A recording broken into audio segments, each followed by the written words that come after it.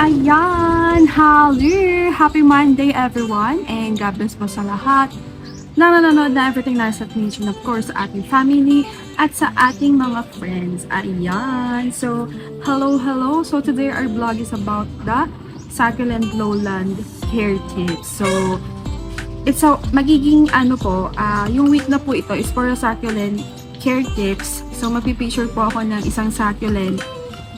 Sunod-sunod po yan. So, alam ko marami sa inyo na gusto talaga ng mga success at makabuhay ng succulent dito sa lowland. Kasi marami talagang marami talagang mga anik-anik itong mga succulent na ito, diba? So, ayun. Gumagana kaya yan. Gumagana naman. Minsan kasi hindi pala gumagana.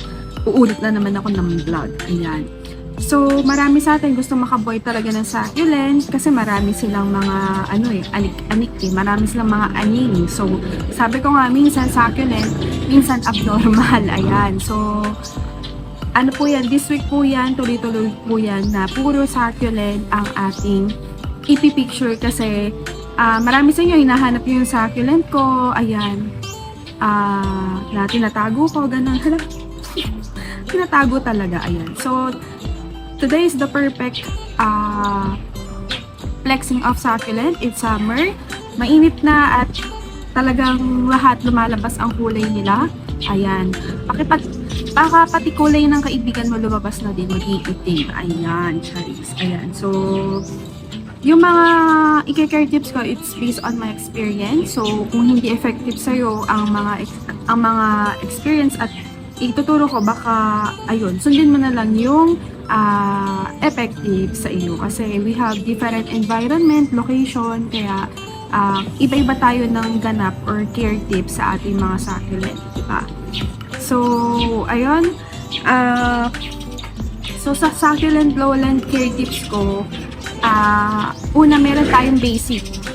So, ayan, ano yung basic natin sa succulent? Una, kailangan marunong ka mag-assess ng succulent.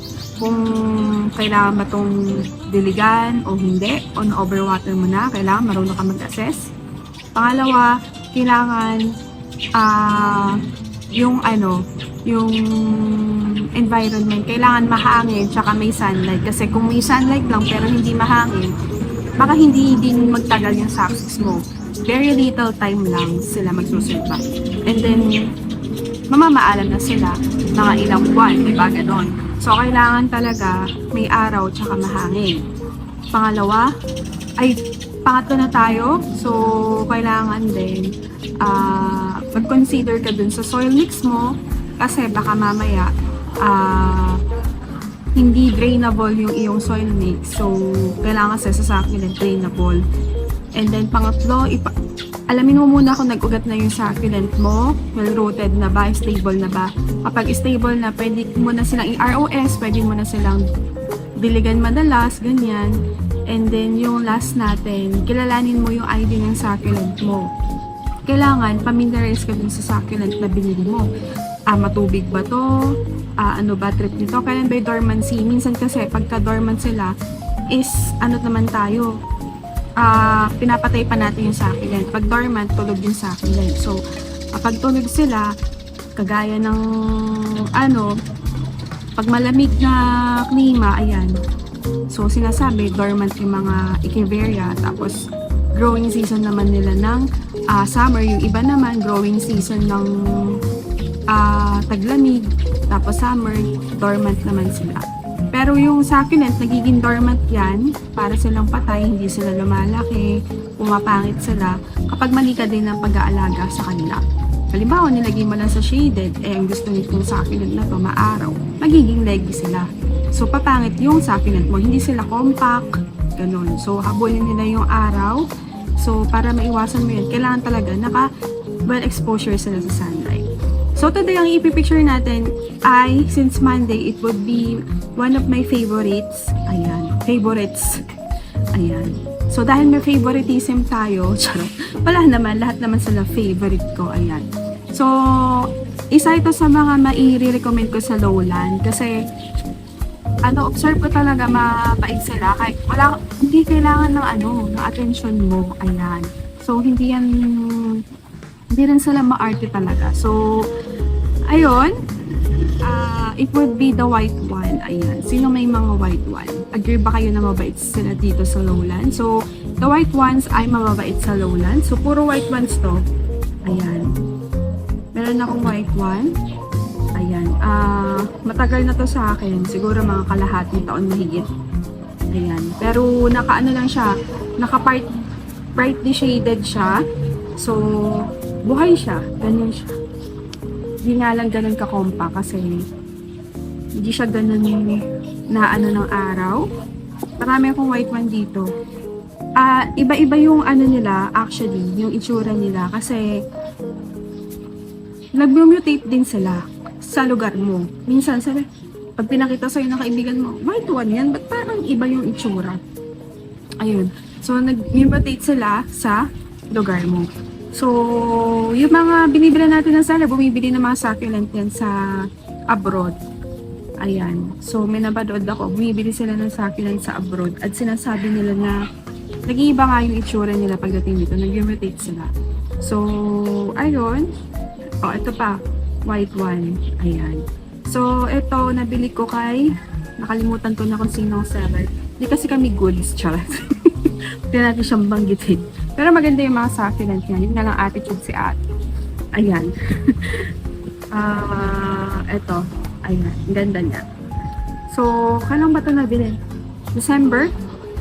November? Parang ganun. So, siya? Maghapon sa araw to. Hindi siya nasusunog kasi, yun nga, outgrown siya dun kila seller. So, yan yung sinasabi ko, pag outgrown mo binili, pagdating dito, hindi mo na ititrain sa araw. Tapos, pagkatanim ko, pinaaraw ko na kasi, di ba, usually, pagkatanim mo, after a week, after 2 weeks, di ba, maraming pamahiin ng succulent, di ba? Ayan. So, ako pasaway, hindi ko na, boom, ganun. Kasi mainit talaga dito sa amin. Ang temp ngayon is 35 degrees. Ayun. So, mainit na. This is another white one. So, mas malaki siya. Siya yung pinakamalaki kong white one. Ayan. So, the white ones are rich sa parina. Ayan. So, ma-rich sila sa parina. Mas stress lang talaga itong isa. Ayan. Mas stress siya. So, meron pa ako dito. May mga white ones pa ako doon na nakalagay sa arrangement. Actually, yun? Yung isa 2 heads, tapos yung dalawa. Yung isa na maalam kasi dati nasa shaded, brightly shaded, tapos pinatutok ko ng araw kasi walang choice na lagyan yung plant. So, ayun. Nayan ko lang din mamatay kasi madami naman ako white ones. Ito hindi ko alam kung siya si white ones, pero parang siya. Dati makapal yung parina niya. So, matagal na din sa akin to. Gano'n ba katagal sa akin to? Mga na din, siguro 1 year na. Tapos, nasa din siya, brightly shaded lang, ayan siya. So, yung mga nandito, ayan, dami yan dry leaves. So, hindi ko rin kasi napapansin to. Nasa rack kasi sila eh. So, ngayon, madalas ko na dinudiligan kasi ang dami na nilang dry leaves, ayan. So, dito sa amin, dahil mainit, ang effective na soil dito is the loam soil. Kasi iba sinasabi na hindi naman maganda yung loam soil sa Saxis kasi mainit. Pero dito sa amin, dahil sobrang init, mas nagwo-work sa akin si loam soil. Kasi pag loam soil, di ba, medyo moist yung kanilang soil. So, ayun, kailangan lang talaga, marunong ka talagang mag-assess siya ka-timing dun sa pagtutubig mo. Ayan. So, the white ones, ayan. So, ilapit natin yung mga white ones. So, ayan.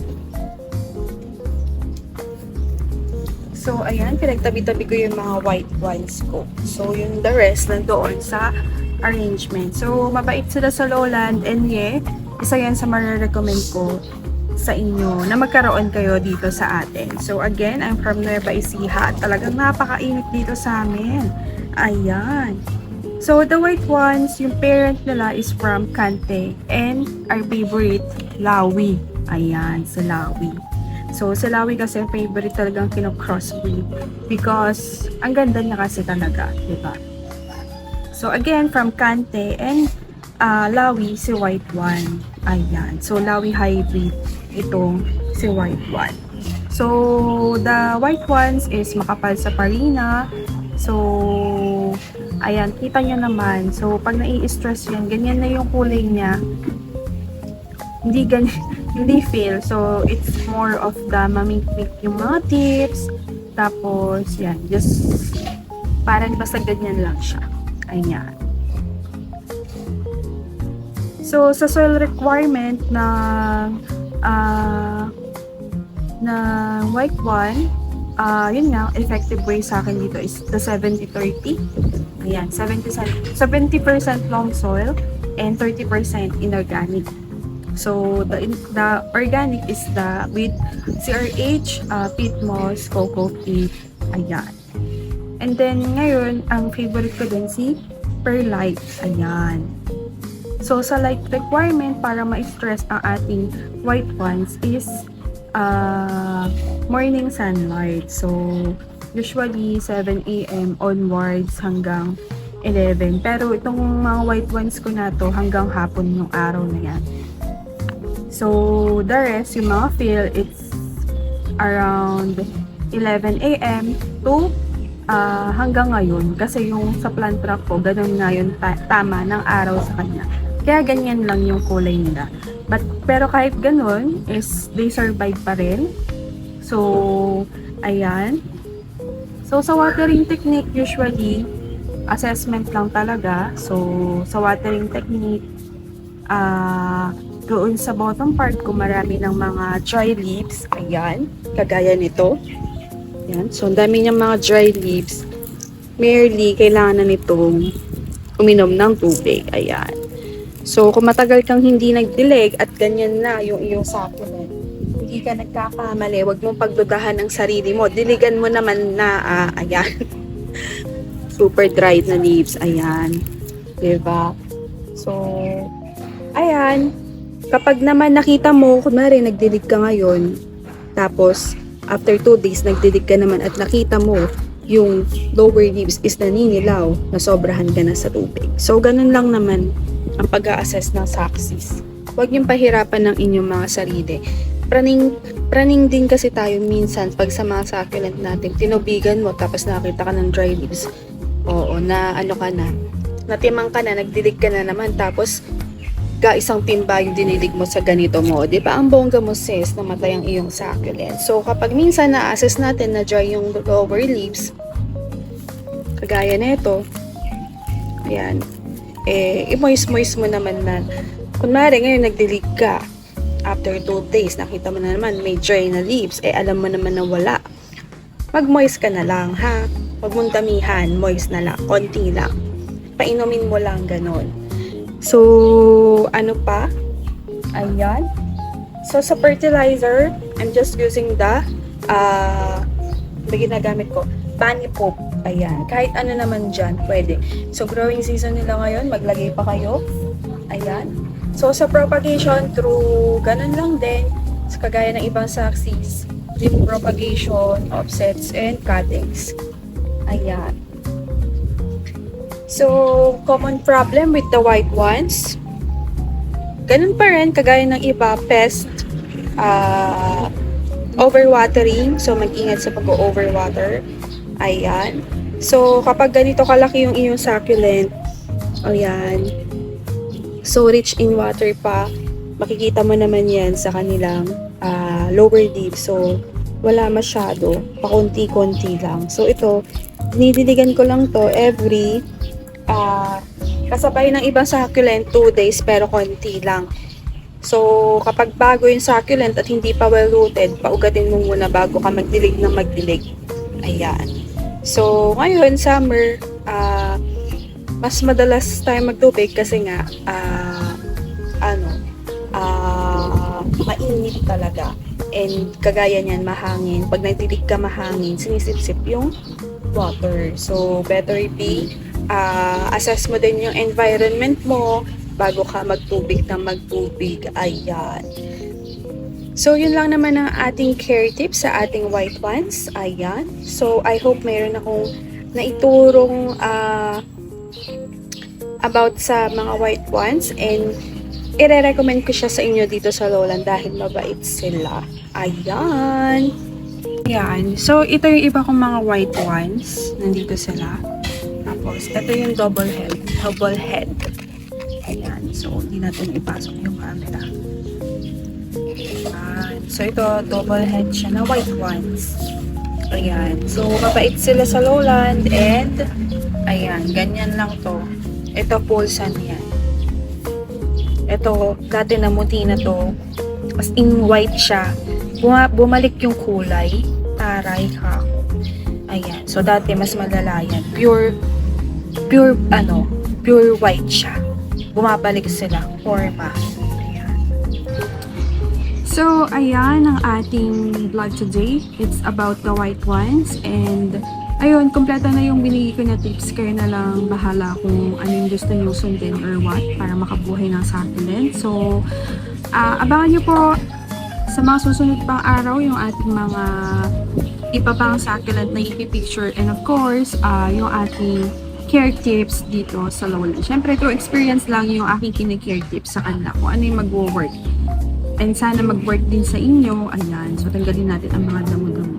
Ayan. So, hopefully mag-work din sa inyo yung tips ko at makabuhay din kayo ng succulent. So, kailangan basic dyan, may araw at saka mahangin. Ayan. Morning sunlight ang kailangan.